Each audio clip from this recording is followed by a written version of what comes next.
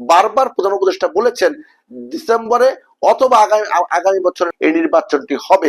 নির্বাচন হওয়ার পরে যে রাজনৈতিক দল আপনারা ক্ষমতায় আসবেন, আপনারা আসলে কি বাংলাদেশে দুধের নহর বয়ে যাবে? বাংলাদেশ কি বেহেশত হয়ে যাবে? বাংলাদেশ কি সকল সমস্যার ঊর্ধ্বে উঠে যাবে? সুপ্রিয় দর্শক, আসসালামু আলাইকুম। প্রতিনিয়ত রাজনীতিবিদদের চরিত্র হনন করা হচ্ছে, সেটা সামাজিক যোগাযোগ মাধ্যমে হোক কিংবা সেটা সামাজিক যোগাযোগ মাধ্যমের বাইরে হোক, প্রতিনিয়ত কিন্তু হচ্ছে। কাদের চরিত্র হনন করা হচ্ছে? মূলত যারা ফ্যাসিবাদ বিরোধী আন্দোলনে সক্রিয় ছিল তাদের চরিত্রগুলো হনন করা হচ্ছে। কেন করা হচ্ছে এই মুহূর্তে? কারা করছে? কেন করছে? এর পেছনে অর্থ যোগান দিচ্ছে কারা? এই অনেকগুলো কারা প্রশ্ন যখন এসেছে, এই প্রশ্নগুলোর উত্তর খুঁজতে গিয়ে কিন্তু বিরাট ষড়যন্ত্র আমরা সন্ধান পেয়েছি। সেই ষড়যন্ত্রটা কি? ষড়যন্ত্র হচ্ছে মানুষের মাইন্ডটা ডাইভার্ট করে দেয়া। মানুষ যে সরলভাবে চিন্তা করছে সেই চিন্তাটাকে ডান দিক থেকে একেবারে ঘুরিয়ে বাদিকে সরিয়ে দেয়া। সেটা কি?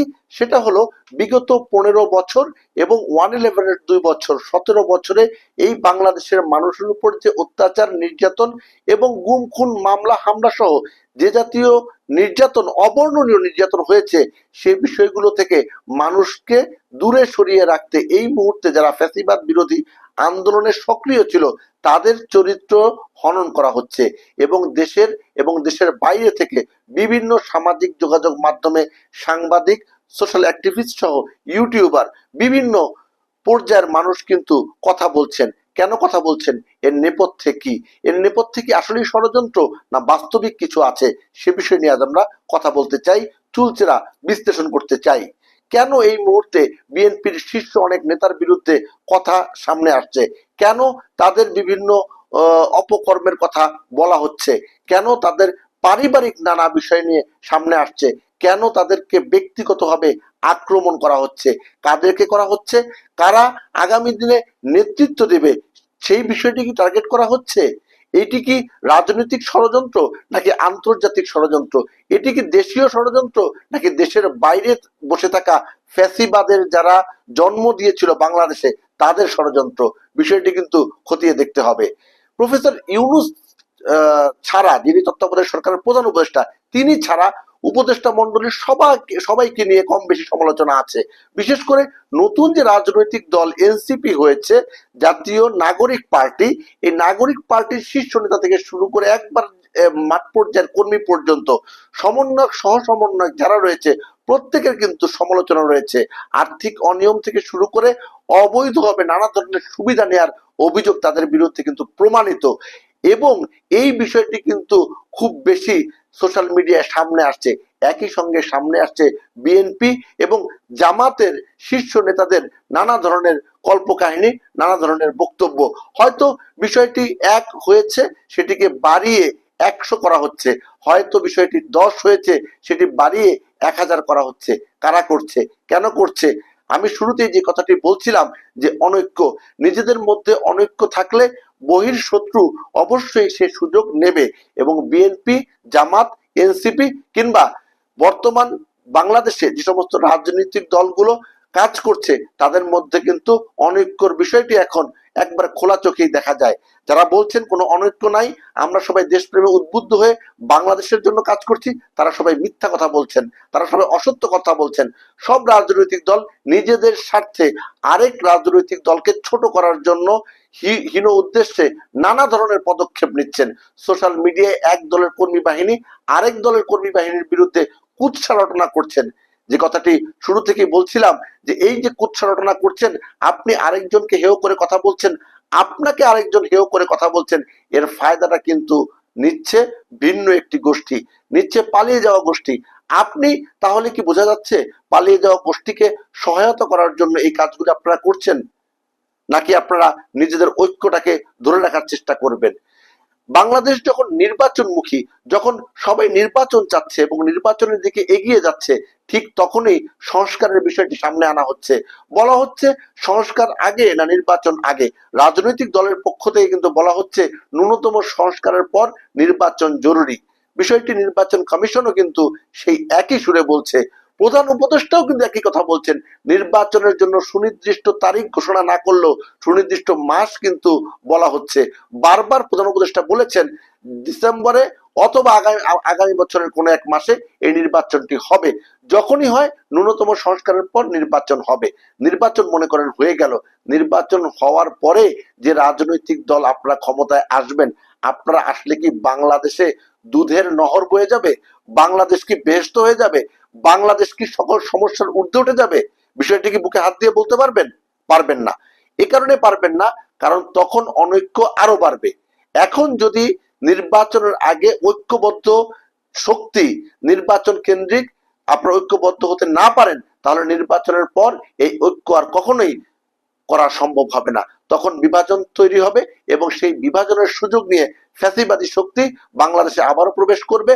তারা তাদের স্বার্থে যে কোনো ধরনের ষড়যন্ত্র বাস্তবায়ন করবে। এখনই দেখতে পাচ্ছেন না, সেই গুলিস্তানে কিংবা পল্টনে আওয়ামী লীগের লোকজন মিছিল করছে, যেটি 1 মাস আগে, 2 মাস আগে, 6 মাস আগে কল্পনার অতীত ছিল, এখন তো হচ্ছে।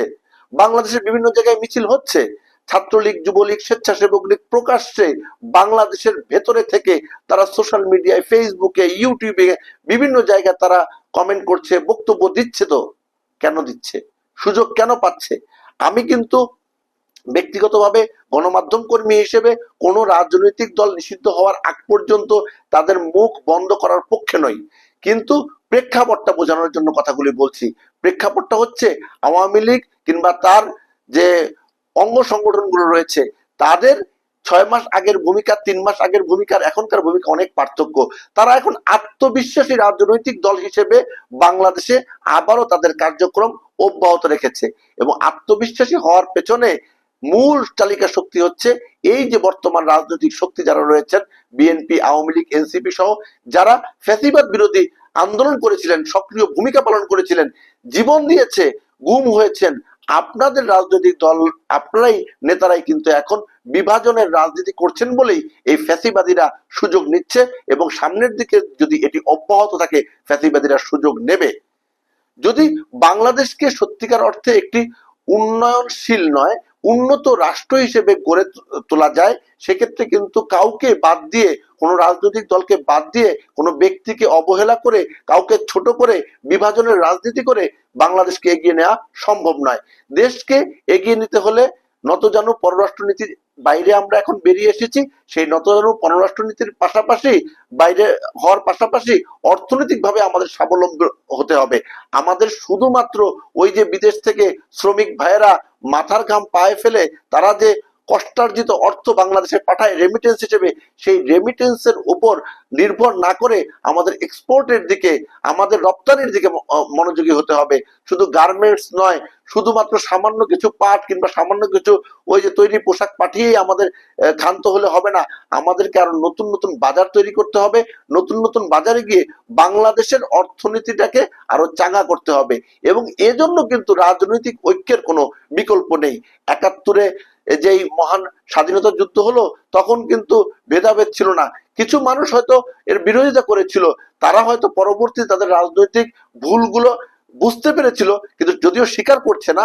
সেই 71-এর পরবর্তীতে 75 পরবর্তীতে 90 পরবর্তীতে এই যে 111 পরবর্তীতে 2025 এসে আবার 24 এসে সেই জুলাই আগস্টের বিপ্লব, জুলাই আগস্ট 24 সালের যে বিপ্লবের পরবর্তী বাংলাদেশ, এতবার হোঁচট খেলো বাংলাদেশ, এতবার হোঁচট খেলো, এত রক্ত দিল, এত জীবন দিল, এত মানুষ পঙ্গু হলো, তারপরেও কি বাংলাদেশের রাজনীতিবিদরা শুধরাবে না?